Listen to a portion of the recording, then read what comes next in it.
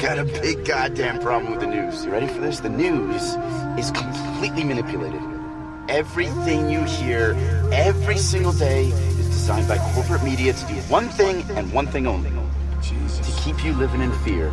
Oh, fear? Total fear. Fear so you'll go out and you'll spend money on things. Things you probably don't even need. Things you probably already have 6 of, so that their advertisers will keep buying ads on their stations. Tell you one more thing. You ready for this? I'll do this all day, man. The idea that the West is actually fighting a war against ISIS is beyond ridiculous, as if anything they says has any merit whatsoever. There is no moral authority at all in the West. When these people get up, they are an embarrassment to all of us who have a functioning brain and a heart.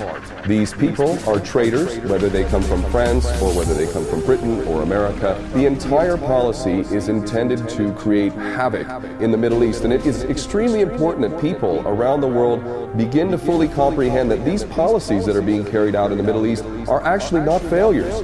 I'm getting sick of hearing so-called experts talking about geopolitics and how America is failing to learn from its mistakes and all of this nonsense. These are not mistakes. Saudi Arabia, Qatar, Turkey, Jordan, ourselves, Britain, France, all fund, train, support, and ultimately are responsible for these monsters running around in their latest branded name, ISIS, which I will repeat a third time stands for Israeli Secret Intelligence Service. With regard to the two-state solution, the fact that every Western leader, left, right, doesn't matter, supports the so-called two-state solution should tell everybody around the world if this is beneficial to the Palestinians or not. The two-state solution is a disaster. It's worse than the original Nakba. Going back to the Saudi-Israeli relationship, there really is no demarcation between these two entities.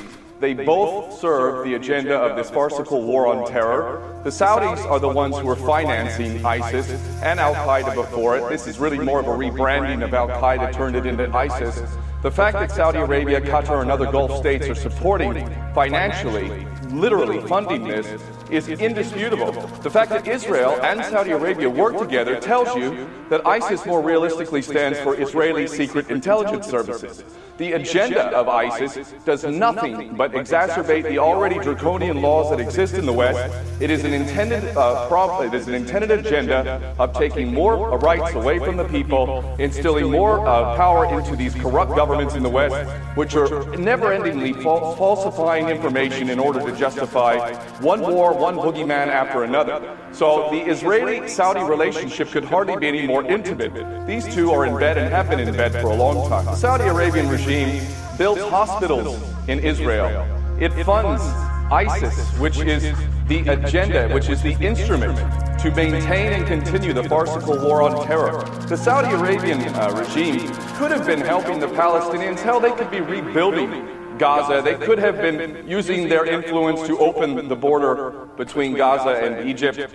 And yet the Saudi Arabian regime sits there doing nothing but funding this Wahhabi Takfiri insanity, this false Islam throughout the region. Everything that's happening in the Middle East right now in terms of the bloodshed is a part of the Israeli agenda of Greater Israel. If we read Oded Yanan's A Strategy for Israel in the 1980s, we find that the agenda for Israel was target number 1, to take out Saddam Hussein, done, and also to balkanize, effectively balkanize the Middle East region. Saudi Arabia is literally paying for that balkanization policy. We see that playing out in Syria. It's all too clear. We see that agenda playing out in Iraq. Again, all too clear. Saudi Arabia pretends to be an Islamic regime while it sits there and destroys holy sites, including sites of the Prophet himself. It's doing this all the while pretending to be an Islamic nation. It is nothing but a stooge for the West. It is the instrument of finance for this madness we see in the region. While we are living in the most dangerous times of all, the end time, the time of Dajjal, when there will be trials and tribulations and matters will cause tremendous distress. And also in these end times it will be very easy to lose your faith. Yes, so many attacks on religion and the religious way of life that you very easily can lose your faith. And you believe you're a Muslim or a Christian or a Jew, and you die and you find out you're not, you've lost it. The Prophet said, alayhi salatu wasalam, it will be so easy to lose your Islam, your faith, in the end times, that a man will wake in the morning and lose his faith before the day has ended. He wakes up in the morning as a believer, as a mu'min, one who has faith, and by the time the night comes, he's lost it. In one day you can lose your faith. And a man will go to sleep as a mu'min, having faith in his heart. And by the time he wakes up in the morning, his faith is lost. So in one night you can lose your faith so easily that you can lose your faith in this time, the end time. And that's what we are lecturing on, the signs of the times.